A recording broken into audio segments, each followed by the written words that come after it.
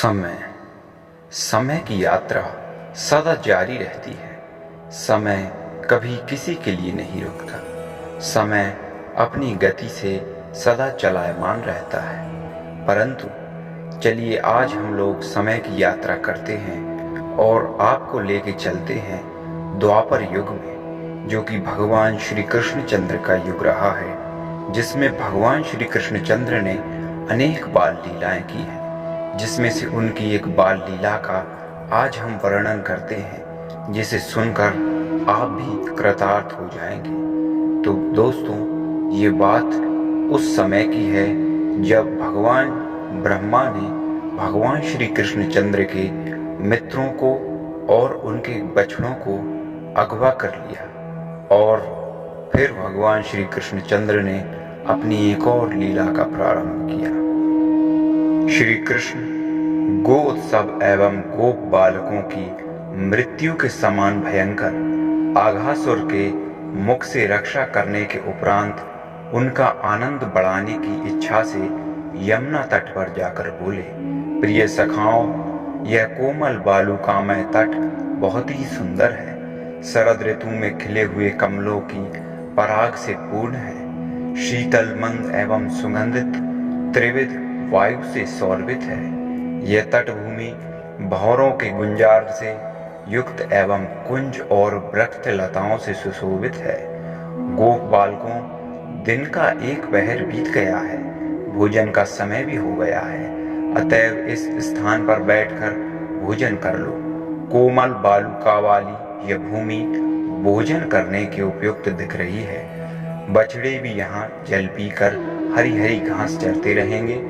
गोप बालकों ने श्री कृष्ण की ये बात सुनकर कहा, ऐसा ही हो, और वे सब के सब भोजन करने के लिए यमुना तट पर बैठ गए। इसके उपरांत जिनके पास भोजन सामग्री नहीं थी, उन बालकों ने भगवान श्री कृष्णचंद्र के कान में दीनवाणी से कहा, हम लोगों के पास भोजन के लिए कुछ नहीं है, हम लोग क्या करें?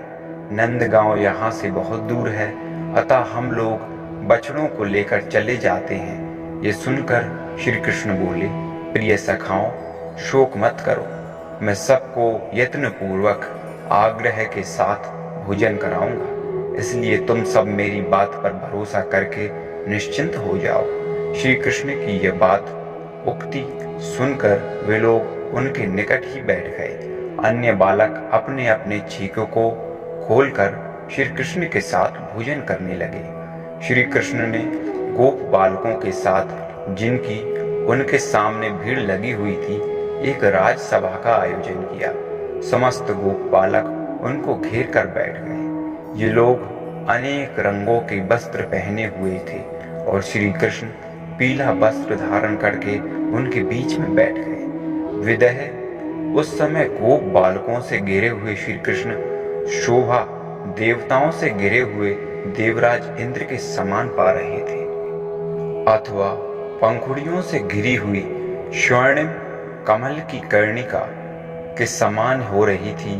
कोई बालक कुसुमों, कोई अंगुरों, कोई पल्लवों, कोई पत्तों, कोई फलों आदि अपने हाथों में, कोई पत्थरों और कोई छीकों का ही पात्र बनाकर भोजन करने लगे। उनमें से एक बालक ने शीघ्रता से कौर उठाकर श्री कृष्ण के मुख में दे दिया।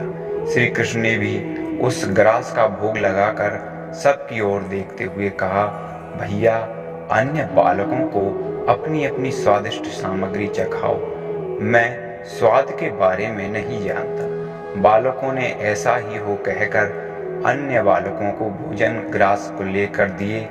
वे भी उन ग्रासों को खाकर एक दूसरे की हंसी करते हुए उसी प्रकार बोल उठे। सुबल ने पुनः हरि के मुख में ग्रास दे दिया, परंतु श्री कृष्ण उस कौर में से थोड़ा सा खाकर हंसने लगे। इस प्रकार जिसने कौर खाया वे सभी जोर जोर से हंसने लगे। बालक बोले, नंदनंदन सुनो, जिसके नाना मूढ़ यानी कि जिसके नाना मूर्ख होते हैं, उसको भोजन का ज्ञान नहीं रहता, इसलिए तुमको स्वाद प्राप्त नहीं है। इसके उपरांत श्रीधामा ने माधव को और अन्य बालकों को भोजन ग्रास दिए। ब्रज बालकों ने उसको उत्तम बताकर उसकी बहुत प्रशंसा की। इसके बाद बरूथव नाम के एक बालक ने पुनः श्री कृष्ण को एवं अन्य बालकों को आग्रह पूर्वक कौर दिए।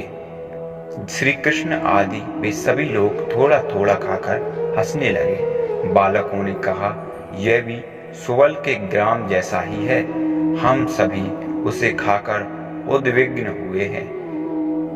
इस प्रकार सभी ने अपने अपने ग्रास चखाए और सभी परस्पर हंसने हंसाने और खेलने लगे। कटिविस्त्र में वेणु, बगल में लकुटी एवं सींगा, बाएं हाथ में भोजन का कौर, उंगलियों के बीच में फल, माथे पर मुकुट, कंधे पर पीला दुपट्टा, गले में बनमाला, कमर में करधनी और पैरों में नुपुर और हृदय पर स्विष्ट तथा कौस्तुभ मणि धारण किए हुए श्री कृष्ण गोप बालकों के बीच में बैठकर अपनी विनोद भरी बातों से बालकों को हंसाने लगे। इस प्रकार यज्ञ भक्तों श्री हरि भोजन करने लगे, जिसको देवता एवं मनुष्य आश्चर्यचकित होकर देखते रहे। इस प्रकार श्री कृष्ण द्वारा रक्षित बालकों का जिस समय भोजन हो रहा था, उसी समय बछड़े घास की लालच में पड़कर दूर एक गहन वन में घुस गए। गोप बालक भय से व्याकुल हो गए।